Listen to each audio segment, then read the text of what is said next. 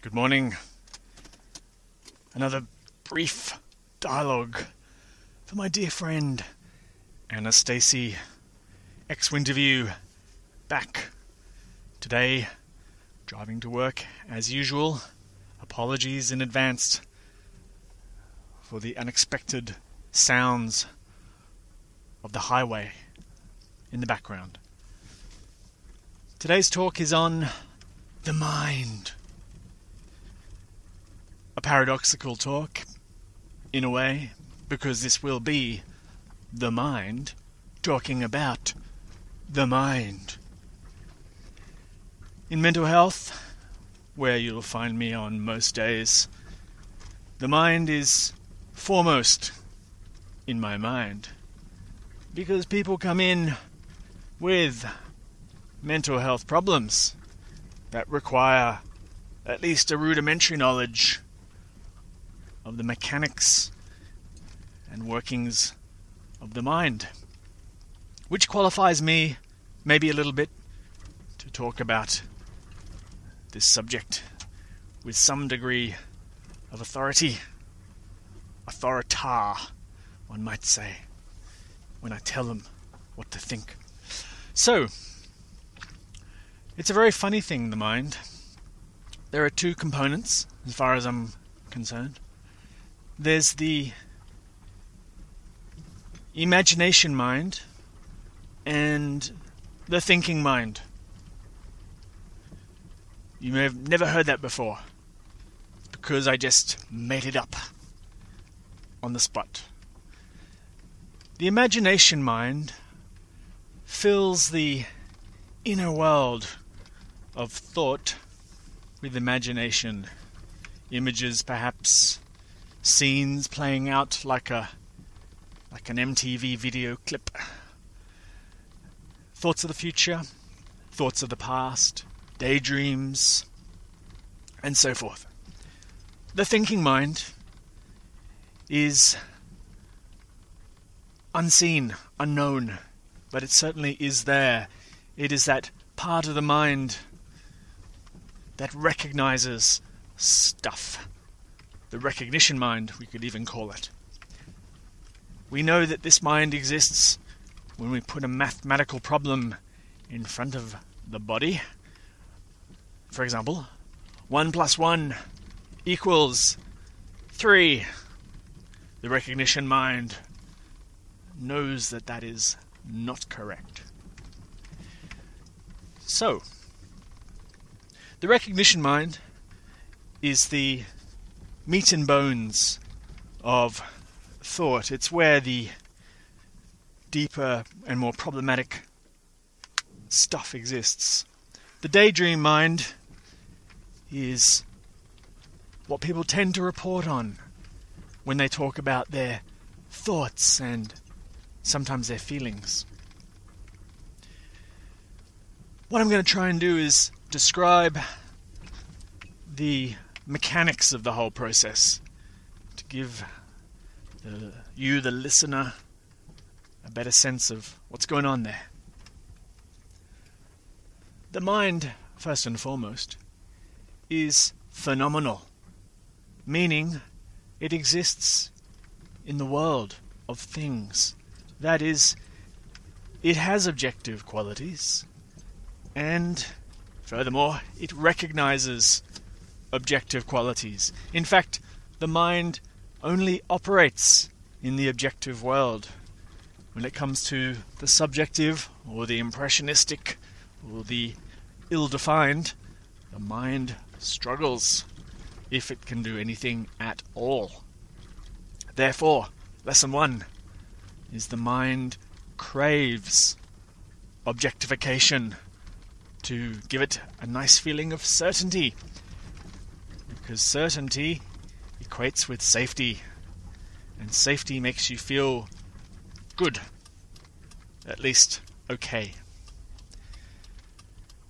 The amazing thing about the mind is if it can't find objective qualities, it makes them up. So, if you were to be looking at a stretch of road, the mind could label it quite nicely. Stretch of road. Or just road. if you prefer. Then the mind can do something else that's incredible. It can divide the road mentally into left side of road, right side of road. It can divide the road into near and far. It can divide a journey into halfway, almost there, not quite there, just starting, and so forth. So it has this ability to chop up and divide the appearance of the world and label it. And this seems to be rather helpful as a skill. Which brings me to the second point. We very frequently forget that the mind does this quite a lot. So much so that we chop up the world, divide it into little bitty bits, and then we think that that's real. That really is the case. So that brings me to labeling. Once we objectify, we give it a label. Then we can codify, we can classify, file it away, store it, and then we can do something else that the mind is really good at. We can compare it to something else. And the mind is a comparison machine. This part of the road is bumpy. The other part of the road was smooth. This part of the road is good. This other part of the road was bad, and so forth. Why am I using the road? Probably because I am driving right now. So comparison is another function of the mind, very helpful function to discern quality, and has probably adaptive reasons as well for survival, to know when something is better than something else.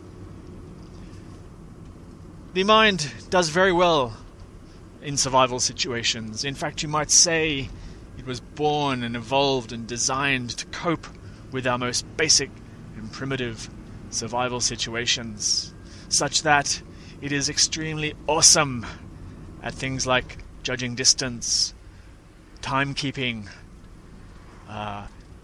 remembering geography sometimes. That's helpful to remember where your food is. It's very good at discerning social characteristics in bodies and faces, in gender differences between male and female, to know who the alpha is in a group can be wise. And if you're wondering, yes, I am the alpha in the group. The mind needs to know all this stuff. Why? Because over the millennia of evolution, you might say, this has survival... what's the word I'm looking for? Lost my words. This has adaptive qualities to know this stuff. To know when to throw a rock at a moving target, to strike it in the head, killing it thusly, is, although very cruel and unkind you might think, is also very handy.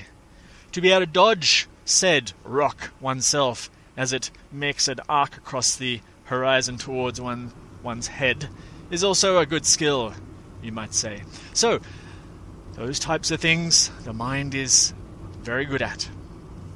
Where does the mind fall down, though? It falls down a little bit, or maybe a lot, you might say, in the abstract world, where it is not so good at classifying, codifying, etc. When there's uncertainty, ambiguity, the mind does not like that.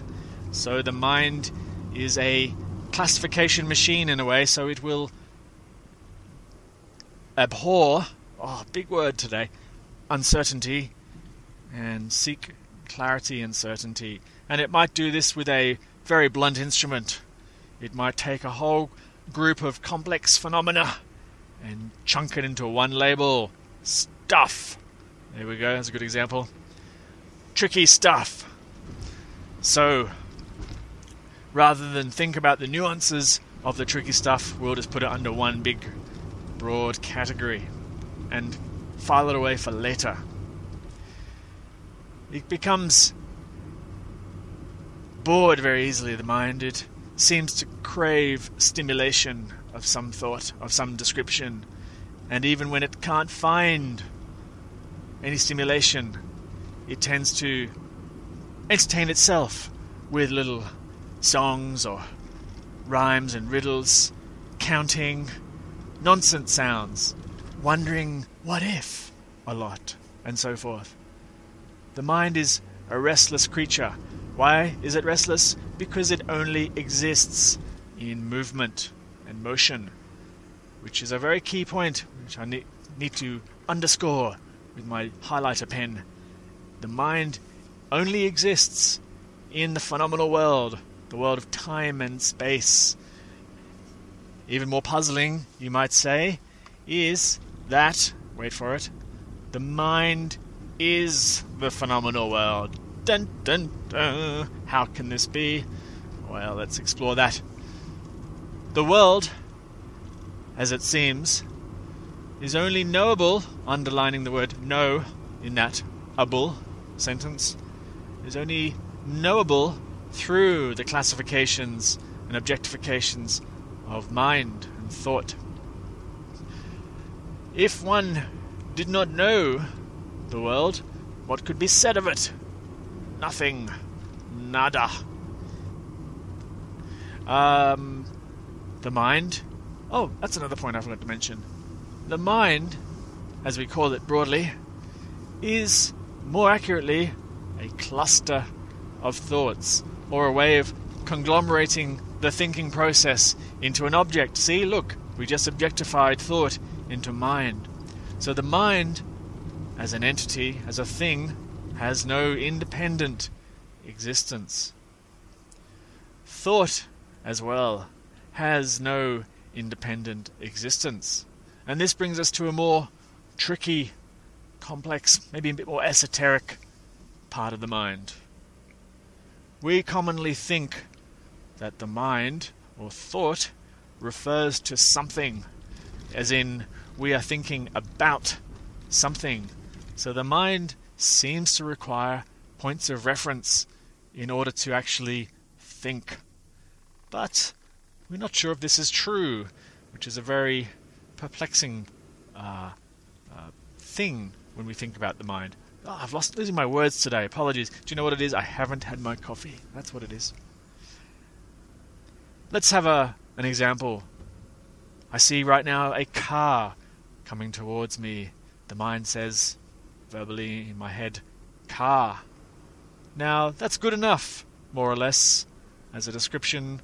I don't need really to know more than that about car, except that do not run into it might also be a handy train of thinking. The car that just passed me, this is going to blow your mind, does not exist. Why does that car not exist? Well, I only know it through objectification, through labeling. I just labeled it car. But if I really explore the experience, get rid of the label even, I could have said, white thing heading thusly towards me. I might have said, if I was feeling a bit pretentious, which I do sometimes. Therefore, the word car doesn't necessarily equate with the reality of the thing car.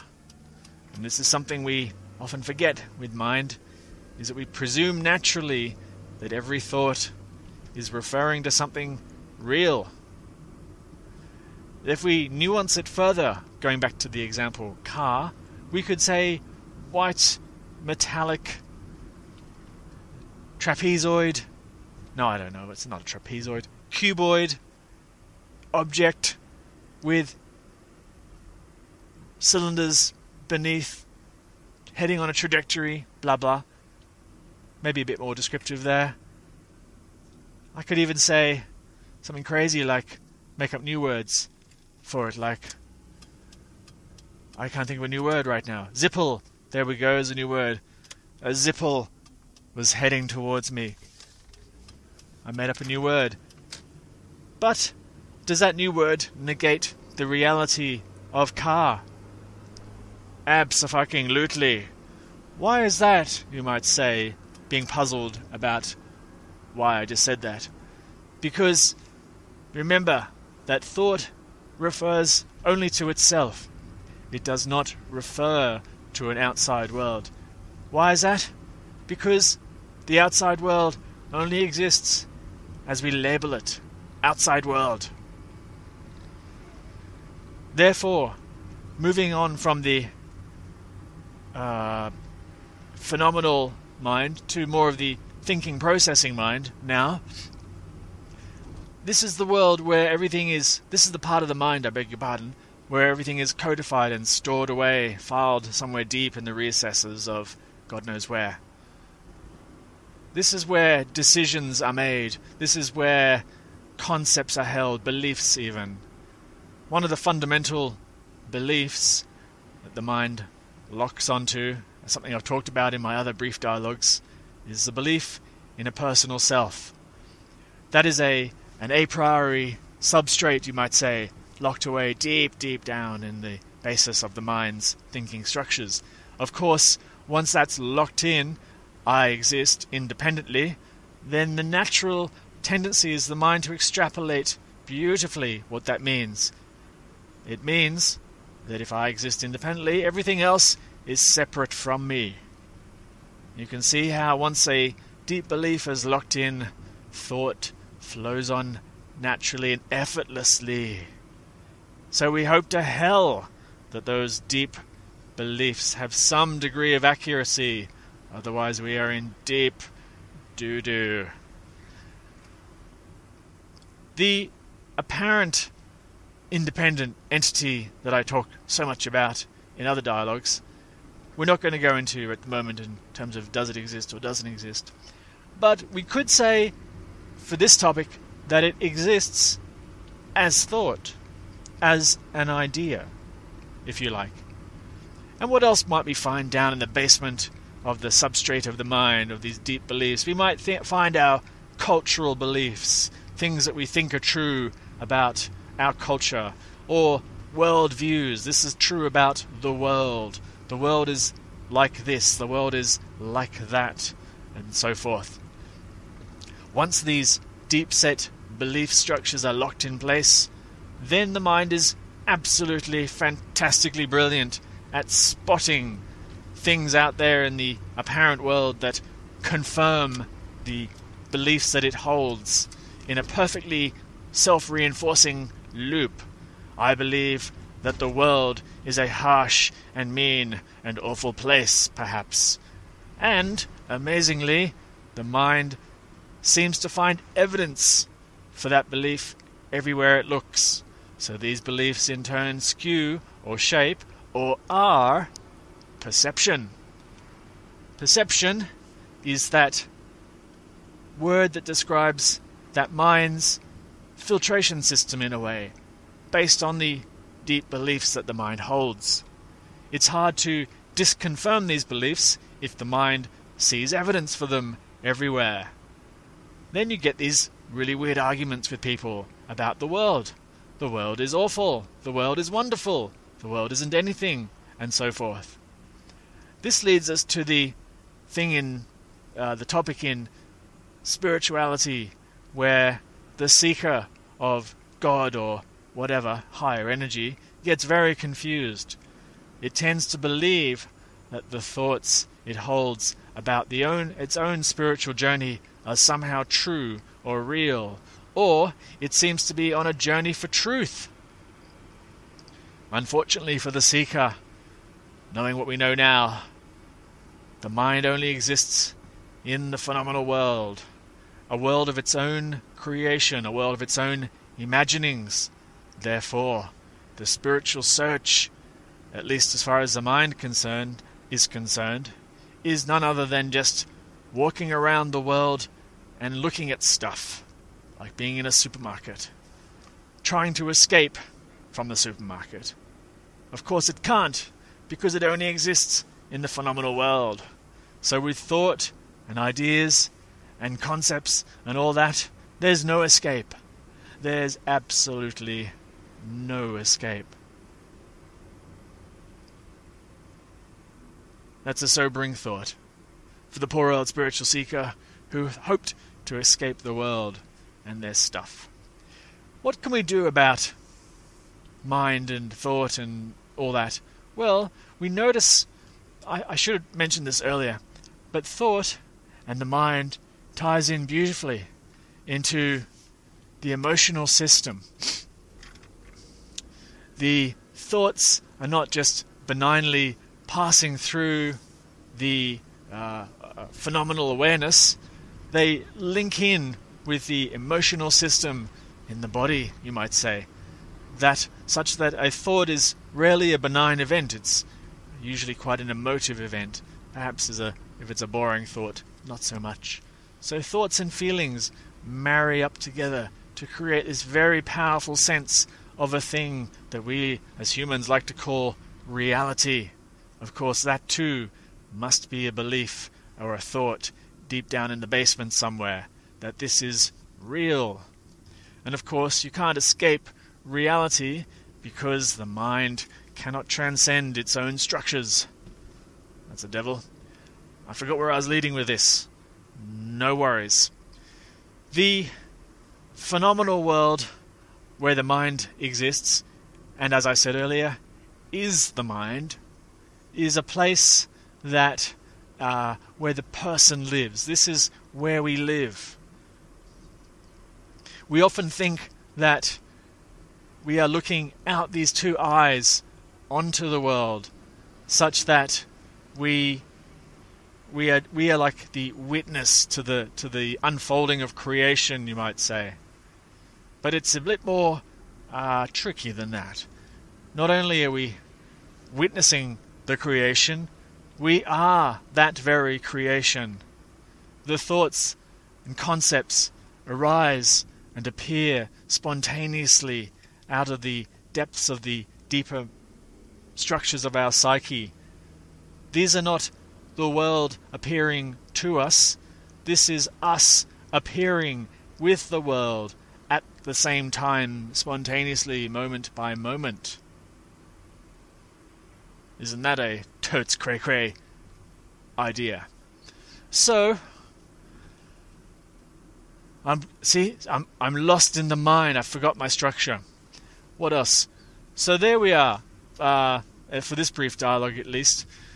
I can't think of what I'd want to say more about the mind, but it is a very big topic. Perhaps one I should maybe do a part 2 on. It's so big. I'll finish up by saying, when people come into the clinic with a mental health concern, they often present, let's go with some of the biggies, depression or anxiety. Those are often very popular these days. They come in with a very a high level of distress, we'll say, about their world and their life. And when they talk to you about it, you receive a perfect description of a crap life, that nothing works, that there's no hope for the future, that they feel sad and heavy and tired and awful all the time. This is a very good way to feel bad. And my job as a clinician, as a psychologist, is to somehow help that person feel better, feel less distressed, get out of that hellhole, you might say. But the world that they describe, and this is what they rarely understand, is a world of the creation of the mind. The first hurdle is to, in a way, show them that that world only exists for them. That is their world. And my world is not their world. So we exist in our own, in a way, little independent universes of thought. I wouldn't say that one thought is wrong and one thought is right. That's a bit knowing a bit too much about the world, so to speak, to make that claim. But I could say that the experience of one way of thinking feels subjectively better than the experience of another way of thinking. And so it is to unpack. My job it is, oh God, I'm losing my words. So it is my job to unpack the thinking around the so-called world. And what we typically find for people with serious mental health disorders, now this is not always, but very frequently, we find very rigid, very locked-in concepts, or a lack of fluidity of thinking about themselves and about life. Now, this is not the person's fault. It's not like they're doing something wrong. They could have very good reasons over a long period of time for learning that the world is entirely crap. They might have had awful upbringings, and I suspect they probably did. They might have had terrible events befall them, multiple times even, such that they came to believe that the world was crap. So, we don't ever suggest that they've made a mistake or they've done something wrong. That would be cruel and a bit weird, frankly. But what we do, what we do is try and loosen up the thinking, get some more flexibility into the mind, especially around the concepts of self and me and I, because people with mental health problems are usually pretty down on themselves. So once we loosen that up, we loosen up the world, and what we find is the world changes. Their world changes for the better, hopefully. And what does that say? It points back to the reality or the veracity of my earlier statement that the mind is the world. How's that for a bit of Thursday morning wonder? Right, my throat's getting a bit dry. I'm coming to the end of my drive. I feel this topic was not handled very well by X Winterview today. I rambled and went around in circles quite a lot. It just shows you where my mind is at, perhaps. Anyway, maybe we'll revisit this. Signing off for now. Your comments are welcome. Goodbye.